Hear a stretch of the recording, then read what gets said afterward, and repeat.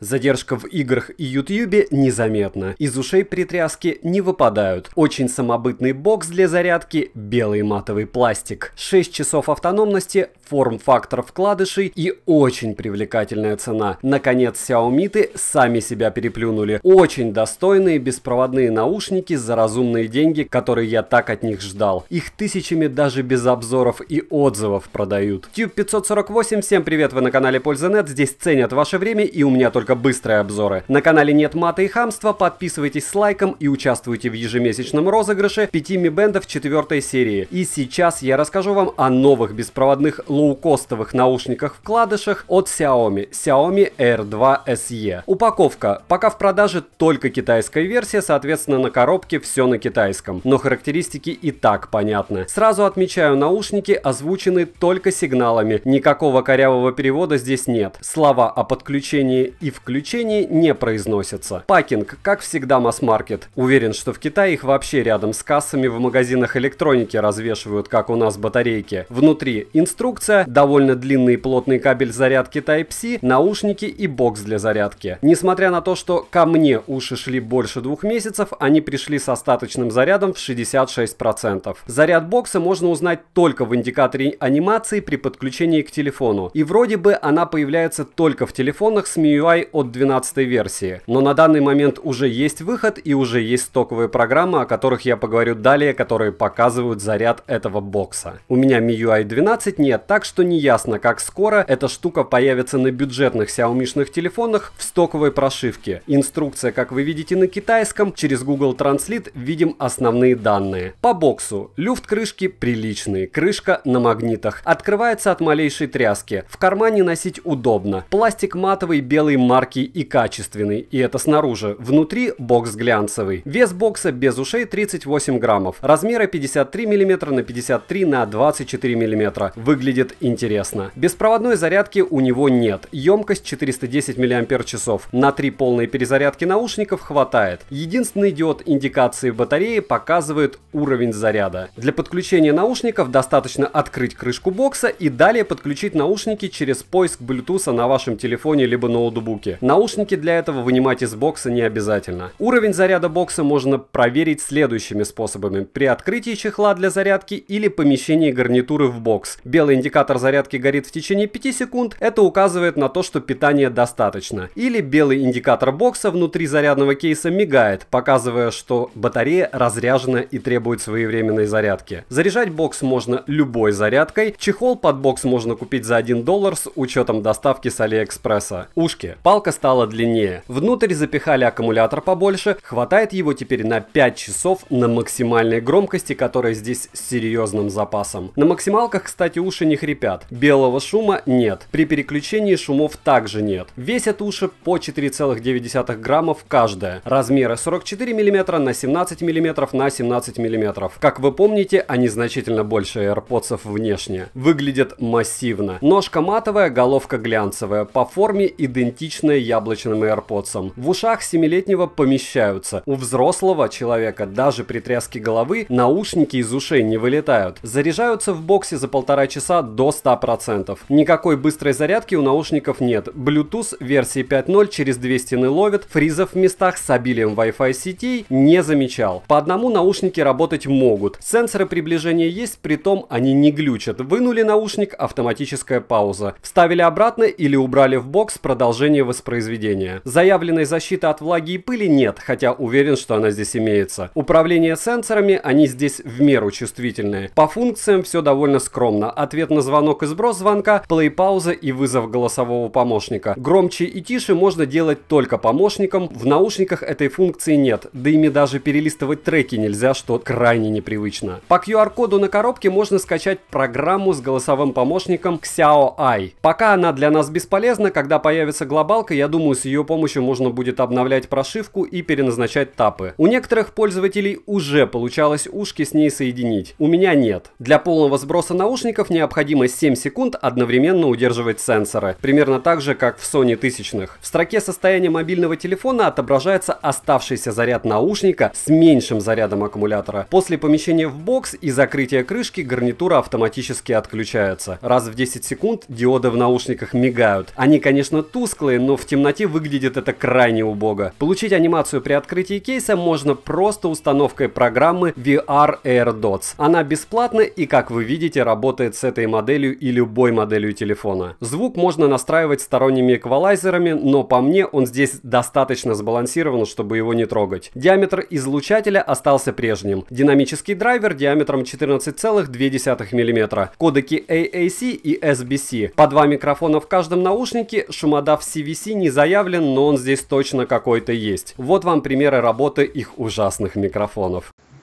Тест микрофонов, наушников Xiaomi Mi Air 2 SE рядом с дорогой.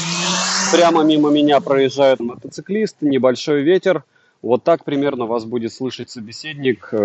Пример работы микрофонов беспроводных наушников Xiaomi Air 2 SE. Самый бюджетный, что может быть за разумные деньги, исключая, конечно же, микро, которое вы сейчас слышите, работает в помещении. И даже в помещении, мне кажется, звук не очень. И, кстати, вот пример задержки, которая по мне здесь минимальна, даже без обновления прошивки. Я в PUBG Mobile играл с легкостью.